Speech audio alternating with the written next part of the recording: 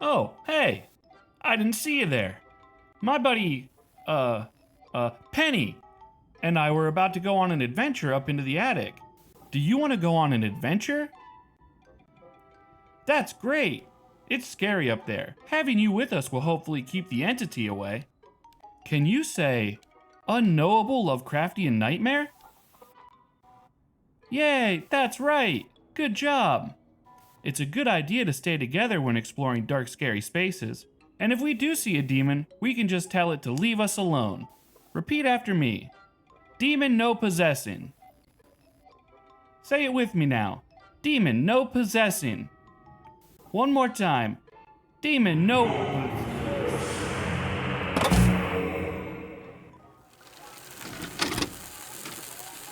Mangled Mall is no stranger to nostalgic adventures through children's show parodies. Amanda the Adventurer continues the use of nostalgia as a parody of Dora the Explorer, set in a flash escape room style game with some modern upgrades. We're freed from static screens with clickable objects into a first person perspective.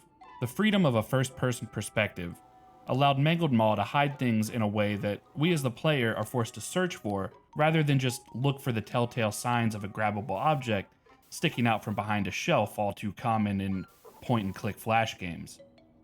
And no cheating with the tab key either. It makes the search for clues and items more of an active action by the player, as looking into some of the dark, forgotten corners of the attic is necessary to uncover all of the secrets of Amanda the Adventurer.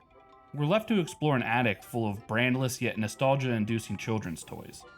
Schroeder's piano, intermediate bake oven, this spinning thing that makes random noises, a creepy doll, a CRT VHS player combo set to channel 3, this VHS tape that makes me want to watch the Rugrats movie, this cursor that would fit right into Pajama Sam, and a corkboard containing letters and clippings with a mystery of missing children, and it all seems to point to Amanda the Adventurer. This begins our adventure, of searching through the attic to obtain VHS tapes of the show to piece it all together.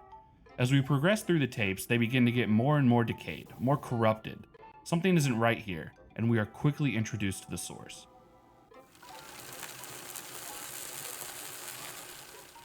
After we are introduced to the entity formerly known as Amanda, we are thrown back to the main menu to start our Groundhog Day adventure all over again, this time armed with more knowledge and more tools.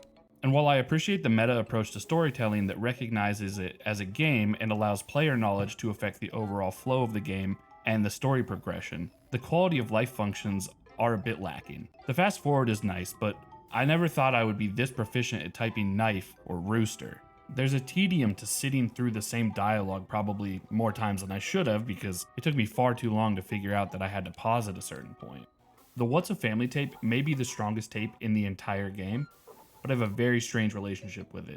Given that I couldn't just access any tapes that I had unlocked, if I took a wrong turn at any point during the branching paths, the easiest way to reset that was to grab the What's a Family tape from the toolbox and surrender a piece of my soul as I refused to help a lonely kitten. I will admit that the forced rewatch did help in allowing me to notice details that I missed in earlier viewings, but watching Wooly be disregarded and insulted so many times was painful. But speaking of details, the story of Amanda the Adventurer is disjointed, scattered, and hidden in the crevices of the attic, in the backgrounds of the tapes. The puzzles just to progress the main track require the player to look at details, and progressively leading the players to check more and more obscure details and locations. Inevitably, the player will stumble across a puzzle that leads them to secret tapes, which are where the story of the game truly unfolds. The secret tapes are unlocked through various means. One of my favorites was from answering one of Amanda's questions in a sarcastic, or maybe dark way. It brought me back to a time when I would purposely say incorrect things to kids' shows breaking the fourth wall, to watch them respond in a way that makes no sense. However, the best example is a tape that is unlocked by engaging in parts of the story that you aren't required to engage with. I found myself reading an article found in the attic.